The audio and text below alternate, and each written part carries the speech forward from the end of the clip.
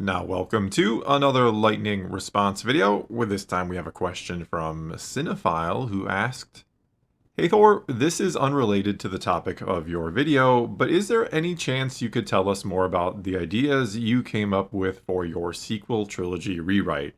Specifically your ideas about an anti-force and the Hexens.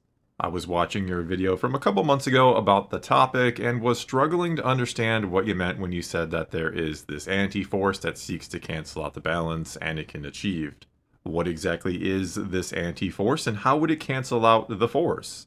I was also curious how the Hexens' destruction of planets with kyber crystals helps achieve the anti-force's goal of canceling out the balance. Any clarification would be appreciated."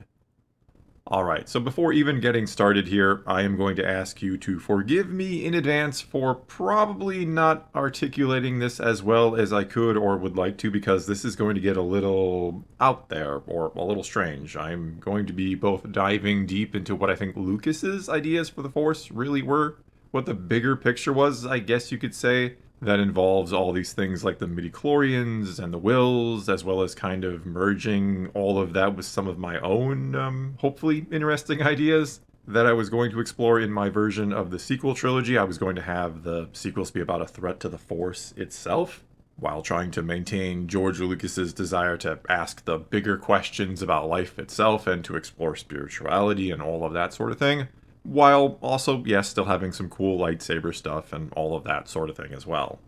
And so, first of all, much like there is matter and antimatter here in our own reality, I had the idea that there was the Force and an anti-force in Star Wars, or the Star Wars galaxy, or Star Wars universe, which, yeah, technically is supposed to be our own universe, but you get where I'm going with this. And since the Force is, in the most simplest terms you can put it, since the Force is life itself, or sort of the existence of life, or the cycle of life, what it is actually made of, it is this circular thing. You could even say how the Force is generated by living things, but also living beings are made up of the Force. George Lucas has talked about there being a living force and a cosmic force, where one is basically the Force in the form of living beings, which then returns to the cosmic force when they die, and then later becomes part of the living force again and makes up living beings and goes on in this cycle.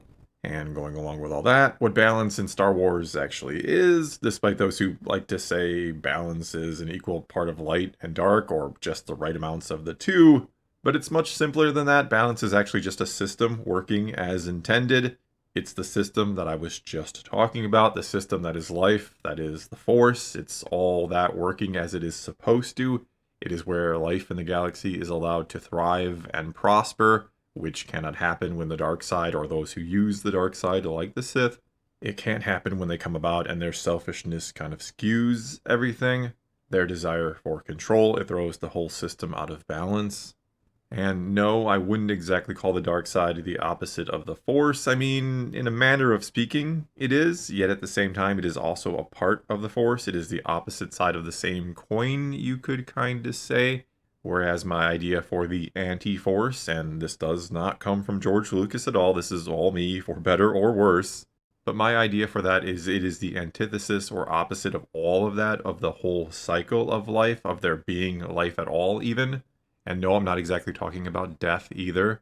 Death is a very important part of the Force and the cycle of the Force and all of that. Instead here, I'm talking about the opposite of there being a cycle at all. The opposite of there being a battle between the light and the dark over the Force, and the Force existing at all. I'm talking about there being no living beings at all. That is kind of what the antithesis, or the opposite of the Force is. There being nothing, at least in terms of life.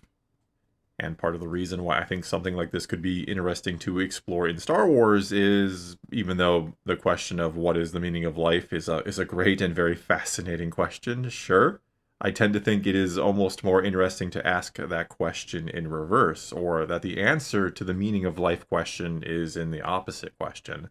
That being, what is the reason for there being anything at all if there is no life? What's the point of the universe, all of this stuff, and everything else that might exist beyond what we know, if nothing is either aware it exists or can find any purpose in it existing in the first place? And I think a rather intriguing argument could be made, and I'm not going to go all in on it here, but I do think an intriguing argument could be made that life is simply the universe trying to give itself a purpose to exist.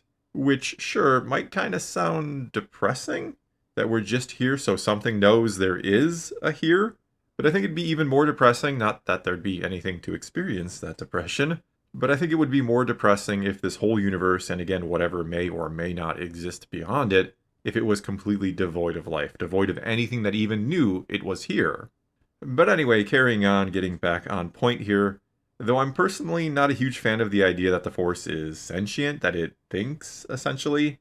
I tend to like the idea that it simply exists and has this kind of innate desire to be in balance, and so when the Jedi hear the will of the Force, they're simply tapping into that via the midichlorians and understanding what can be done to fulfill this innate desire of the Force to be balanced for the benefit of all. However, George Lucas has said that the wills are essentially the Force, and that they ride around in people like cars, and those are his words and not mine.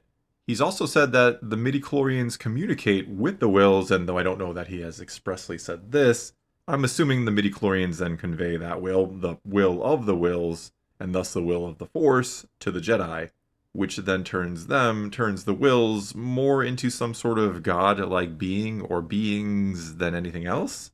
Which again, not the biggest fan of, but I'm still fascinated by George Lucas's ideas. Either way, it does seem like the Jedi follow the will of the wills, and that the wills want there to be balance, and likely because it is conducive to, again, life thriving and prospering, and that seems like that is their goal, not only as potentially god-like caretakers of the galaxy, but also because it may benefit them somehow. Lucas has also said that the wills feed upon the Force, which I don't think means they in some way consume it, but rather they feed on it much like say a sports team can feed on the energy of their home crowd, that when they're winning the game or need a rally, the crowd can pick them up and boost them, and that when the Force is balanced, when it is more positive, that provides something to them that is fulfilling, that they are fulfilling their purpose when it is positive and not negative, or when the dark side isn't strong, they're just happier, or whatever it might be.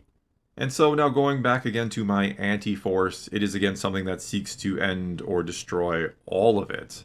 That what the Hexen are at their core, and they look like these droids or machines that we see in the movie or would have seen in my movie. But what we see is simply this non-organic vehicle or car, like Lucas said, that they ride around in. Or that some of them do. There are many that are still kind of tucked away and not in the galaxy because bad things happen when they're in the galaxy.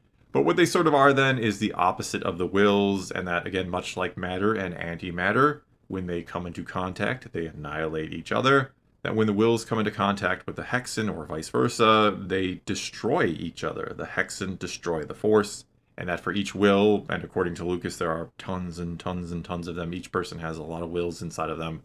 But again, much like how all matter has antimatter, each will has a Hexen, and the goal of the Hexen is to destroy all of the wills and end the Force and themselves at the same time, and so that there is simply nothing. Pretty bleak, but that is what they want. Furthermore, one of the reasons why the Hexen were interested in destroying Kyber Crystal, which you brought up in your comment there, is because, and again, this is a theory of mine, this is not a George Lucas thing, but my idea for Kyber is that it is sort of this coalesced, physically coalesced sort of residual presence or echo of life that has come before, and that is why Jedi have such a strong connection to the Kyber. It is kind of essentially their past, or the past of the galaxy, that they are now still trying to defend. It is almost like a record of everyone and everything that has ever lived before. It is the journal of the wills, you could say, which Lucas has talked about, that they like to write down the history of the galaxy. And the Hexens seek to destroy the Kyber simply out of spite, you could say. That should life ever again rise in the galaxy, there will be no record of the life that ever came before. There will also be some other reasons for why they're trying to destroy it. But if I ever do tell this story, I would like to keep some of the mystery intact. But yeah, long story, very short, that was my basic idea for the Hexen and for the sequel trilogy. That was my idea for the anti-Force, and of course, our heroes of old and the next generation of heroes, they were going to have to band together to stop them from destroying the Force itself and destroying life itself. There was also some other stuff I was going to tackle and do. It wasn't going to be just that. I was going to bring in some Sith stuff as well, some kind of cool stuff that tied into this and how they would view the anti-Force. But like I said, if I do this story someday, which I still would like to do, I don't want it all ruined right here and now. I would like to keep some surprises. And so for now, that is going to be all I got for you this time. It is now your turn to take to the comments below and tell me what you think of my crazy ideas about the Force. Is this something you would have liked to have seen in the sequel trilogy or not? Am I just crazy? Or you can always ask a question either about my ideas here or for a future lightning response video. You just start your comment off with "Hey Thor," ask your question, I try to answer it. But either way, leave a comment below. Let's talk some Star Wars. And until next time, thanks for watching.